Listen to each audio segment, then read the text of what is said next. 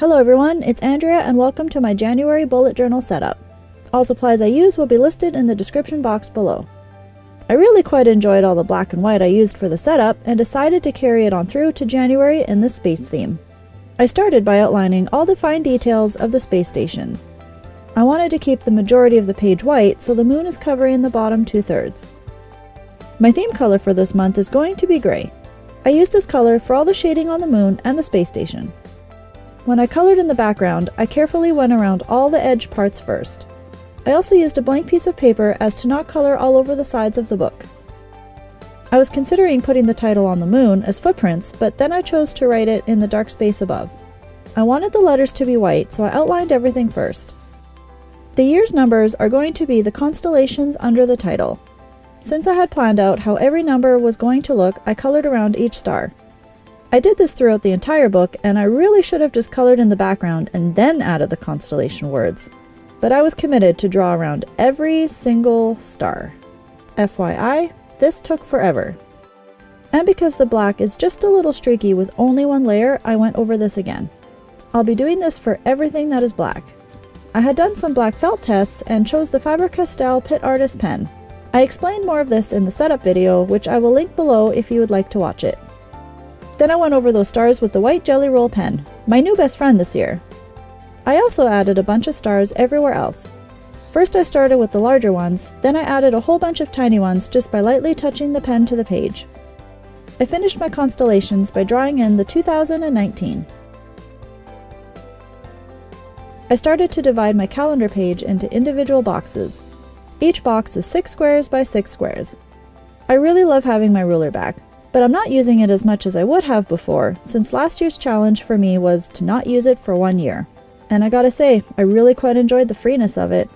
Everything wasn't perfectly straight, and had its own look of roughness, I guess. I kinda really grew to like it. I drew the moon on the lower right side behind a few of the boxes. Those boxes will just be floating there. Then I started the tedious task of outlining all those stars again. Yeah, I know, I should have just colored in the whole background and added the stars after. But I had already planned out all these pages and didn't want to find the correct spacing for all these letters again. Once again I went around all the edges first, but we'll skip past that because it's probably boring, and if I showed you everything we'd be here all day. And yes, everything got colored in twice. Then I went over all those stars with my white Jelly Roll pen. I connected all the constellations and even added my new logo, since it's a shooting star and all. Then I added lots more stars by dotting the pages everywhere. I even added them to the tiny gaps between the boxes. Now they really look like they're floating in space. I also colored in my page number on the one side that got covered in the black background. I used the gray to give the boxes over the moon a drop shadow.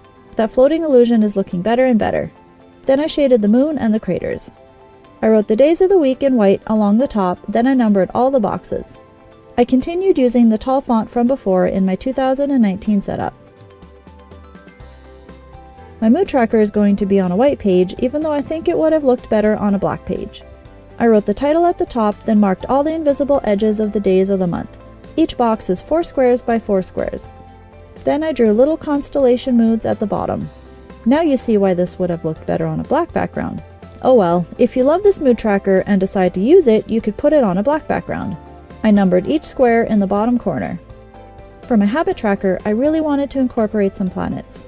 I drew my title planet, then 5 planets, which will be my habits, and gave each one a giant ring around the outside. The ring will get divided into 31 sections for all the days of the month. The planets on the inside were all different sizes, and I gave them swirls like on the gas giant Jupiter. I divided all the rings into 31 sections. Then I added all the day numbers inside all those sections. A little tedious, I know, and I kept having to rotate the book. Sorry if it makes you dizzy. Then back to coloring in. I tried to keep the line as close to the center of the book as possible without touching the mood tracker page. I carefully outlined around all the planets and their rings. Then I could scribble wildly around it. This page went faster because I didn't have any stars to go around. So this is 1 layer. And this is 2. Much nicer, I do have to say. Time to start giving the background some life. Strange how a bunch of small white dots make all the difference. Back to outlining dots again. My Polaroid Memories page has been so much fun last year. makes you actually have to find pictures you like. I finally got an instant camera last year, but it's the square one. I was actually making my own Polaroids with Photoshop and then just printing them out. I was considering doing a page with 2 spaces for the square photos, but decided I really liked my homemade minis better. So no, you don't always have to have Polaroids. You can even collage a bunch of pictures to this page. The title became The Constellations, and then, you guessed it, more stars. I needed to keep the brain dump page mostly white since I'm going to need to be able to write on it, so I put the title in a box at the top. I also put a box around the entire page because I still wanted to have the black background. I wanted these 2 pages to kind of flow into each other, so on the left side I drew a rocket ship taking off. Then I realized I should have continued the blast cloud onto the other page. Coloring in again. My scrap piece of paper is looking pretty streaky. At times I thought I messed up a page because I saw the lines on the paper and not the book. Time for stars again. I've never used this Jelly Roll pen that much before. What's your favorite white pen? I found this pen did not work on some of my black felts, so definitely test out combinations if you want to do a black and white theme. Time to shade everything with gray. It really brings it to life. My exercise tracker has been barren for the last 2 months. Especially after the holidays, I really need to get back into that. Once again, I'm outlining all the stars, but the black background is only the top portion here. By the end of the setup, my hand was sore from all the outlining and coloring. Even though the coloring is quite relaxing, when I'm filming, there is always this pressure to get things done quickly. I was really quite surprised that I never colored over any of these stars. I wrote exercise and description on one side, filled in pounds, minutes, reps, and sets. Each box has enough space to do each exercise 6 times. Then I colored in every other row with the gray marker and color-coded the days of the week. I repeated this on the next page. For my weekly, I started by outlining all my stars again. Yeah, I know what you're thinking. I actually used a real constellation this time for behind the meal section. Can you guess which one? I was totally a nerd in high school and loved space. I remember when I first learned about planets and stars and constellations. I had this book with all the constellations in it. I learned them all before I could actually see them since I was waiting for a clear night. But once it was clear and I saw them for real, now knowing what they were, it made me feel so small. It's strange, I knew there were stars before, but now being able to match constellations in the sky, that was just something else for me. That there is so much out there that we don't even know. Crazy. So I usually use the same style of days of the week and decided this time to make them tall and skinny. I wrote the days of the week inside each box along with a to-do section. Then I wrote the numbers in the tall font in the bottom corners of every box. My water tracker will be these drops of water in that top border section. I wanted to incorporate them right into the days of the week. And I'll write the weather and my sleep in that bottom section. I also used the hatch drop shadow border around the boxes. Then it was time to color in again. I may have to use this black and white theme again sometime this year. I really quite enjoyed it. And even though I'm still adding a lot of elements to every page, it still feels very clean and simplistic to me. I may want to try an absolute minimalistic design for all of you who don't have as much time for a setup. I have December 31st to January 6th as the constellations.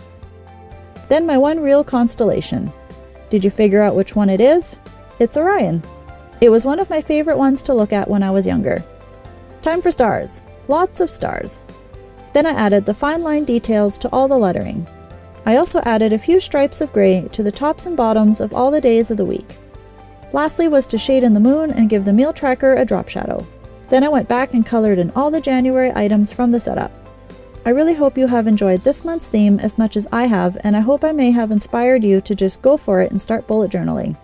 I know there are tons of videos on YouTube to help with inspiration, but always remember that it all started with just a plain notebook and a pen.